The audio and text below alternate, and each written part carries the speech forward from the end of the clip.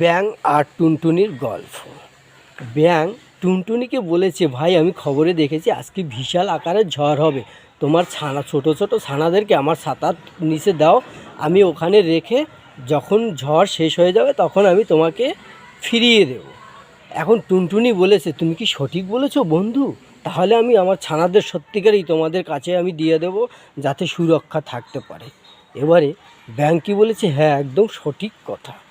তারপরে কি করলো, টুনটুনির বাচ্চাদেরকে ব্যাঙের হাতে তুলে দিয়ে দিল, আর ব্যাঙ ওই বাচ্চাগুলো নিয়ে নিল। ব্যাঙ কী করলো, কিছুক্ষণ পরে ওই বাচ্চাগুলোকে খেয়ে নিল, কিন্তু তখন ওই দিনে কোনো ঝড় হওয়ার কথাই ছিল না। ব্যাঙ ওদেরকে মিথ্যা কথা বলেছে, ওই বাচ্চা খাওয়ার জন্য ওর থেকে নিয়েছে।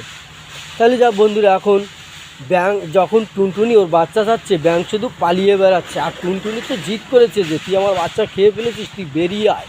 ব্যাঙ বেরোচ্ছে না। একদিন হঠাৎ ব্যাঙকে পেয়েছে, ব্যাঙকে পেয়ে ধরে ব্যাঙের হাত পা বেঁধে কাঁঠাল গাছের সঙ্গে ঝুলিয়ে সে বেতের লাঠি দিয়ে কি পিটিয়েছে পিটানি, আর ওই ব্যাঙের পিঠ দিয়ে পেট দিয়ে কষ বেরোচ্ছে।